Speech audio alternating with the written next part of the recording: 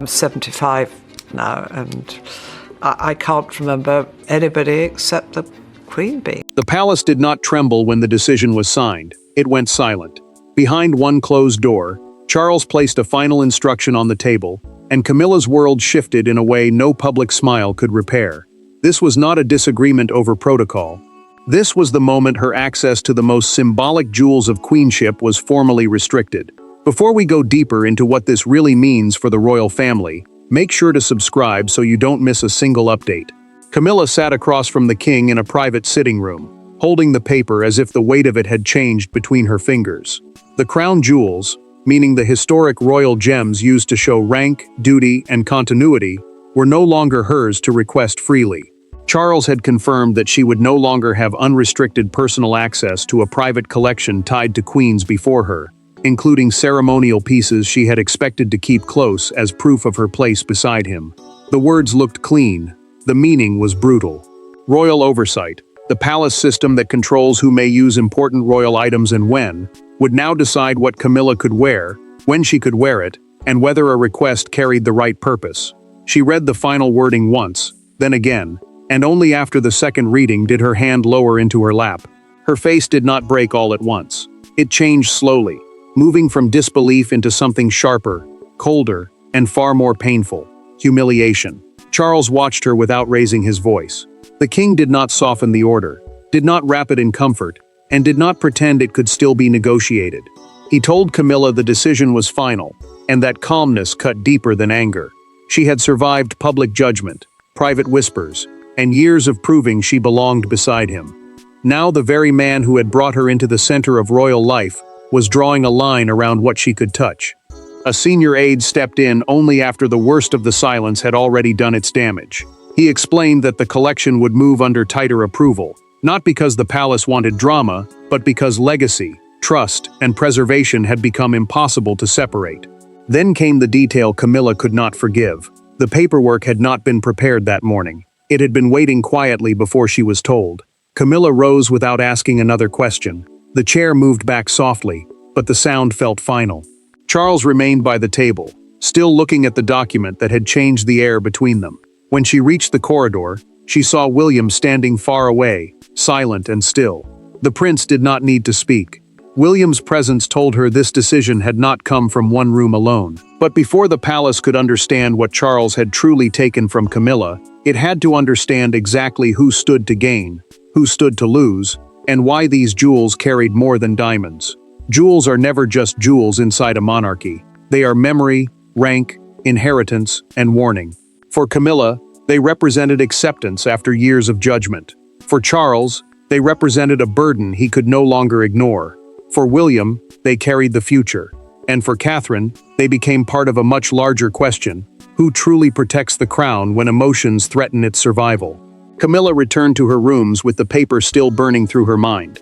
She had spent years walking through storms of public anger, private ridicule, and whispered doubt, only to reach a place where the palace finally called her queen consort, a title meaning the wife of a reigning king, honored beside him but not ruling in her own right. For her, those jewels had been more than decoration. They had been proof. Proof that the institution had stopped treating her as an outsider. Proof that time had changed the story. Proof that she had survived long enough to be accepted. Charles carried a different weight. The king went back to his desk after speaking with Camilla, but he did not begin working. He stood there for a long moment, one hand resting beside the sealed folder, knowing exactly why the order mattered. The crown, meaning the monarchy as an institution beyond any single person, depends on symbols that feel untouched by private anger. Every tiara, necklace, and brooch carries memory from reign to reign. If those pieces began to look like rewards, weapons, or personal claims, then the damage would not stay inside one marriage. It would spill into the future. Camilla sat alone and touched the clasp at her throat. The gesture was small, almost hidden, but it said everything. A necklace could still shine, yet status could vanish with one signature. She had stood beside Charles in public triumph, but now she felt the private cost of being measured by rules she did not control. The queen consort had won a place beside him, and still, in one quiet room, she had learned that belonging was not the same as command. Charles lowered himself into his chair, visibly tired. He did not doubt the decision. That was the cruelest part. The king believed he had done what duty required, but belief did not protect him from guilt. He understood Camilla's wound because he had caused it.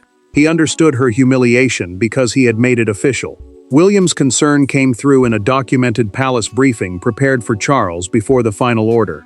The prince believed certain royal symbols had to be protected from personal rivalry, private entitlement, and future controversy. William did not want the jewels dragged into old resentments or new battles. Catherine's role remained quieter, but powerful. She did not demand. She did not compete.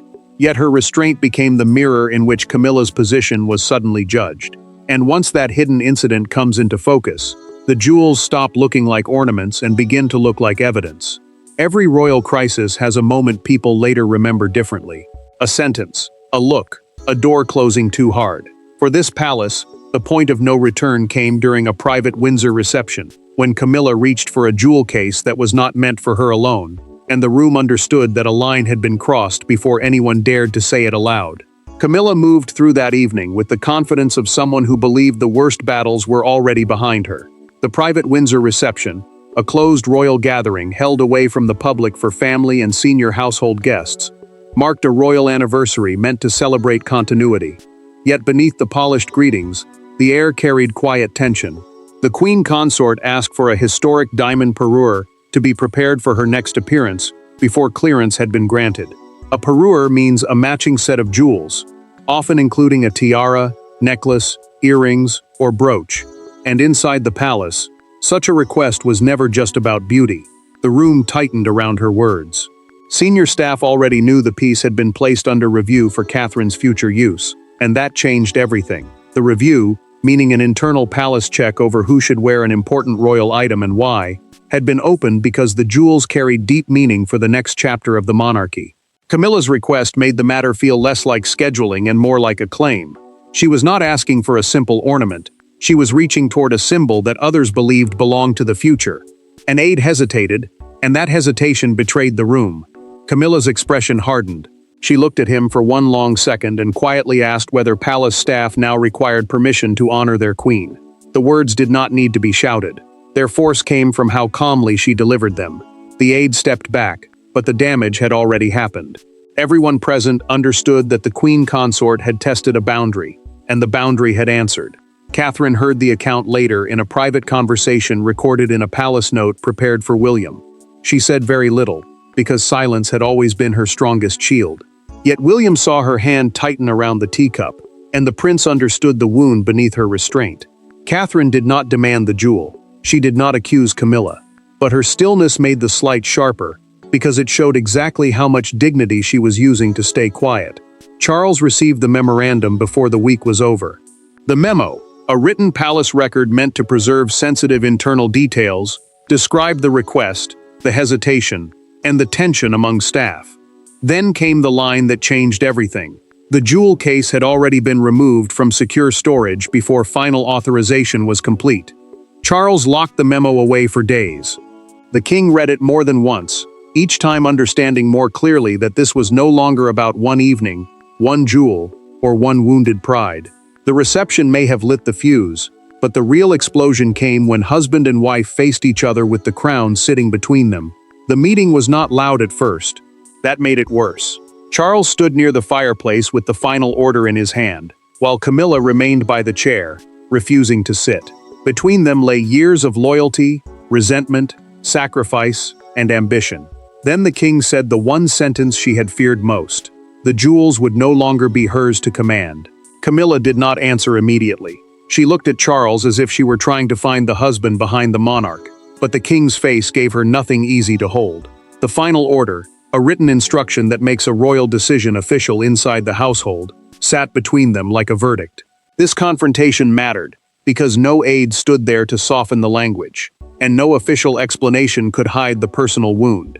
Charles was not speaking through the palace. He was speaking to her. Charles told Camilla the decision protected the monarchy. The crown symbols, meaning the royal objects that show continuity from one reign to the next, had to outlive every private hurt inside the family. He said the jewels could not become signs of personal victory, quiet revenge, or emotional possession. Camilla heard the words, but she heard something else beneath them. She heard doubt. She heard judgment. She heard the palace deciding that her loyalty had limits. Camilla finally asked whether he was punishing her. Charles paused, and that pause did more damage than any denial could repair. The king said no, but the silence had already answered first. She reminded him of the years she had endured beside him, the cold rooms, the hard looks, the public cruelty, and the endless need to prove she was worthy of standing at his side. She had carried the cost of loving him. She had paid for that place every day. Charles did not look away. He told Camilla that endurance did not grant ownership over history. The sentence landed like a door closing. The queen consort's expression shifted, not into rage, but into something more dangerous: controlled hurt. She understood then that the order was not simply about what she could wear. It was about what the king believed she could be trusted to represent. Charles revealed one more truth. The Jewel Access Review had not been his concern alone. The review, an internal check of who may use important royal pieces, and for what purpose, had been supported by more than one senior royal voice.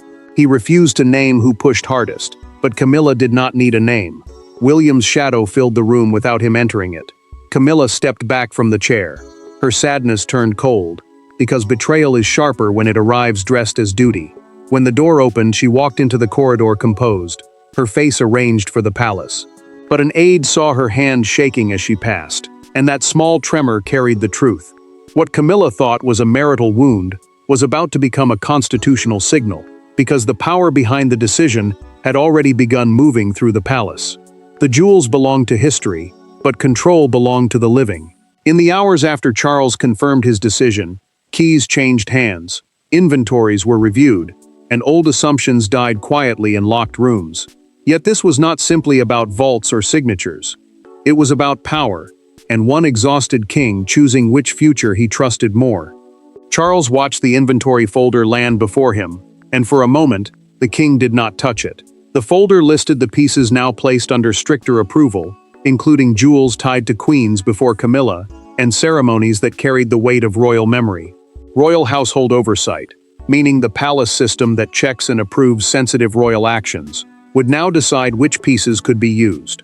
Formal event-based authorization meant Camilla could no longer request certain jewels simply because she wished to wear them. Each request would need a reason, an occasion, and approval.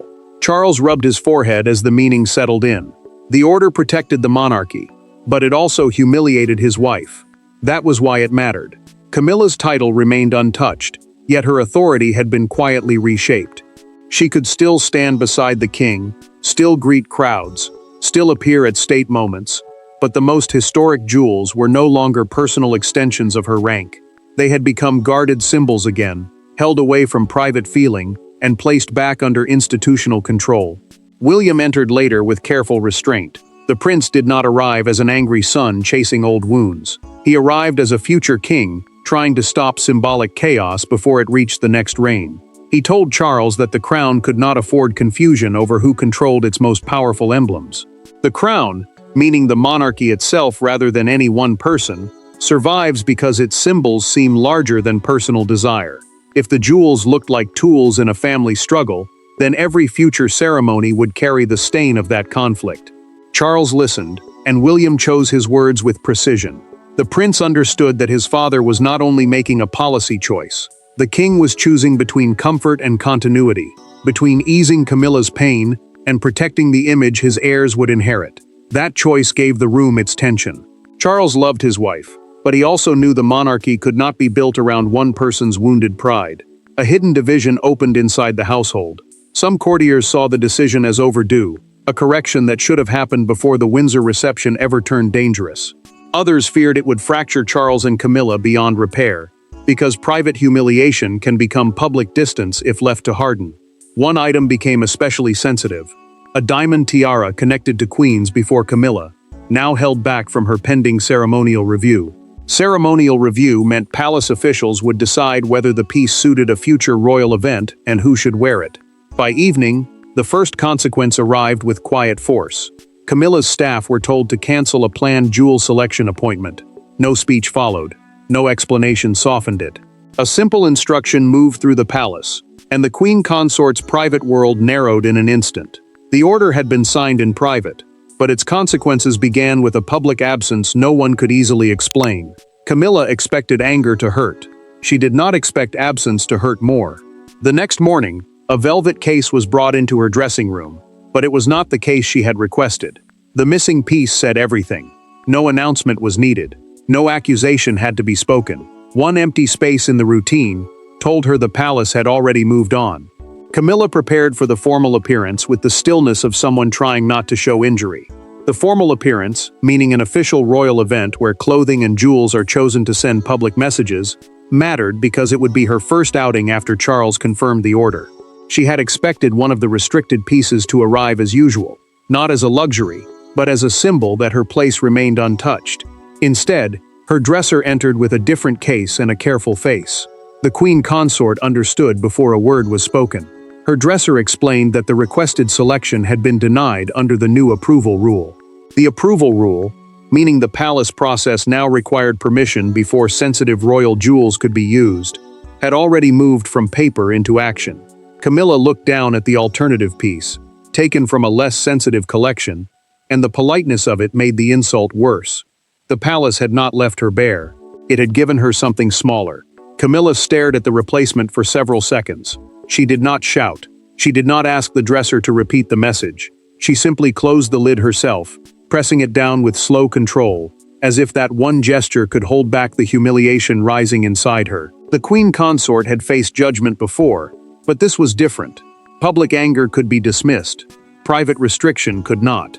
It meant the people inside the palace were now watching her requests, measuring her reach, and deciding where her authority stopped. Charles saw her before departure and noticed immediately. The king's eyes moved once to the jewel she wore, then back to her face. He knew what was missing. She knew he knew. Yet neither of them mentioned it, because speaking would have made the wound too real. Charles offered a quiet word about the schedule, and Camilla answered with perfect calm. That calm was not peace. It was armor. Whispers traveled faster than footsteps. Palace staff began to understand that the jewel decision had changed the internal balance. Camilla's requests now needed review, and review meant doubt had become part of the process. A private note reached William confirming the first denial had been enforced. The prince read it in silence, knowing the order was no longer symbolic. It had teeth. Camilla returned that evening with her smile intact and her pride badly damaged. She asked to speak with Charles alone, not as a queen consort defending rank, but as a woman who believed her husband had let the palace turn against her. And in that second private meeting, the story stopped being about diamonds and became a reckoning between two people who knew each other too well to hide. There was no audience this time, no aides, no folders, no polished language prepared by palace staff. Just Charles and Camilla, in a room where the anger had burned down into something more painful. She did not demand the jewels back at first. She asked a simpler question, and it cut deeper. When did he stop trusting her with the symbols of his reign? Camilla stood near him, but the distance felt wider than the room. She had entered ready to fight, ready to defend her dignity, ready to accuse the palace of turning her into a warning. Yet when she looked at Charles, the anger began to crack. This private conversation mattered, because no official voice could hide behind the decision anymore. The procedure, meaning the palace process used to approve sensitive royal matters, was no longer the real issue. Trust was. Charles heard the question and carried it like a blow. The king admitted the decision was his, even if others had shaped the atmosphere around it. William had raised concerns. Senior voices had supported tighter control, but Charles refused to let the prince become the shield for what he had signed. He told Camilla that a monarch cannot borrow courage from his heir. If the order stood, it stood because he had chosen it. Camilla's face changed then. The queen consort had expected defense, explanation, maybe even regret strong enough to undo the wound. Instead, she found certainty. Her anger broke into visible sadness because she understood Charles would not reverse the order simply to comfort her. The jewels, meaning the royal gems used to show power, memory, and rank, had become the place where their marriage met the monarchy's hard edge. And the monarchy had won. Charles reached for her hand. Camilla pulled back. Not with drama, not with fury, just enough. That small movement said what neither of them could bear to say clearly. Something intimate had shifted. The king saw it, and the pain in his expression deepened because he knew he had protected the crown while leaving a bruise on the woman beside him. Charles finally spoke the sentence that became the heart of everything. The crown cannot survive if its symbols become trophies in private battles. He said it softly, but it landed with force. The crown, meaning the monarchy, as something larger than any one person, needed distance from resentment, pride, and personal claims. Camilla heard the warning inside the words. She had not lost her crown. She had lost the unquestioned privilege she believed came with it. Camilla left the room without another argument. The queen consort understood the final truth now, and it hurt more because it was clean. She would still stand beside Charles, but the palace had drawn a boundary around her reach. By morning, officials prepared a careful public posture, but the outside world was already sensing that something extraordinary had happened. The palace wanted silence, but silence has a shape, and soon the country began reading meaning into every missing jewel. The monarchy can hide conversations, but it cannot always hide symbols. When Camilla appeared without the expected jewels, the absence became louder than any statement. Viewers leaned closer. Commentators changed their tone. By breakfast the next morning, one front page turned a private restriction into a national drama, and the palace learned that diamonds can vanish and still dominate the room. Camilla stepped into the formal royal engagement wearing a noticeably simpler arrangement, and the difference struck the watchers before anyone said a word. The formal royal engagement, meaning an official public duty attended by senior members of the family, mattered because every detail was read as a message. Her jewels had always helped tell the story of rank, acceptance, and closeness to power. Now the missing historic piece told a different story. The queen consort still smiled, still greeted guests, still moved with practiced grace, but the absence around her throat felt sharper than any sparkle. Charles stood beside her with a solemn expression. The king knew the palace had issued no detailed explanation, choosing dignity and restraint instead. That silence mattered, because it forced the public to study what they could see, not what they were told. Palace restraint, meaning the royal habit of avoiding direct comment during sensitive moments, was meant to protect the institution from drama. Yet this time, restraint created more drama. Camilla's simpler jewels became the explanation the palace refused to give. Camilla kept smiling through the event. Then one camera caught her glancing down at the replacement brooch, and that single moment traveled faster than any official statement. The queen consort did not break. She did not speak out. But her brief downward look became a symbol of wounded pride, because it showed the public what private control could look like when worn in public. Charles remained close enough to suggest unity, yet his stillness beside her revealed distance.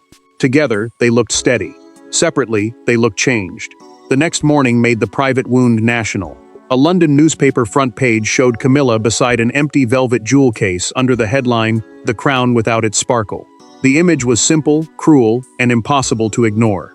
Readers did not need palace language to understand the message. The jewels had become a test of trust, and the queen consort had been seen without the peace everyone expected. A broadcaster sharpened the meaning in a recorded morning segment, framing the story as a turning point in royal authority. He said Charles had chosen preservation over personal comfort, and those words struck the palace hard. The king had protected the symbols of monarchy, but the country now saw the cost on Camilla's face. Camilla listened as public judgment settled around her. She could resist the verdict, or she could accept what the monarchy had made clear. And when the noise finally faded, what remained was not scandal, but the hard emotional truth of what Charles had chosen to protect. In the end, Camilla was not stripped of her title. She was not pushed from the palace gates.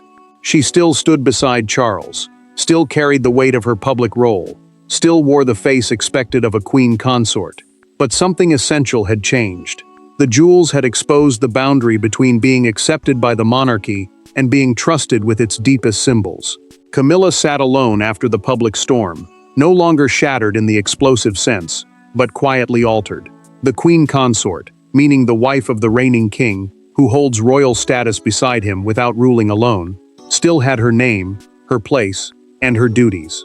Yet Charles's decision had permanently redefined the limits of her symbolic power. That was why the moment mattered. The palace had not removed her from royal life. It had shown her that royal life could continue, while quietly taking away the privilege she believed proved she belonged. Charles accepted the cost with the heaviness of a man who knew victory had wounded someone close. The king had protected the crown, meaning the monarchy as an institution larger than any marriage, any argument, or any single reign. But he had damaged a private trust that may never feel the same again. He understood that order had beaten sentiment. He understood that legacy had demanded a sacrifice. And he understood that Camilla would never forget who signed the paper. William's role settled into the palace like a new truth. The prince had not celebrated. He had not stood over Camilla in triumph. But his influence was unmistakable, because the future king had helped shape the emotional architecture of what came next. William believed the monarchy could not survive if its deepest symbols became prizes in private battles. His silence carried power, and that power told everyone that the next reign was already guarding its inheritance. Catherine emerged through contrast, not confrontation. She did not need to demand the jewels. She did not need to challenge Camilla directly. Her calm became its own force, future-facing and protected by the very standards Camilla once believed she had conquered. Catherine's restraint made the verdict feel even colder, because the palace had chosen not only control, but a vision of what royal dignity should look like. Camilla kept the crown beside her name, but the jewels proved the final truth. The monarchy's deepest symbols do not belong to affection, marriage, survival, or personal pain. They belong to the institution. Charles chose the institution. The palace delivered its verdict, and Camilla learned that the brightest stones in the monarchy can also cast the coldest shadows. Thanks for watching. Please don't forget to like and subscribe, and we will see you in next one.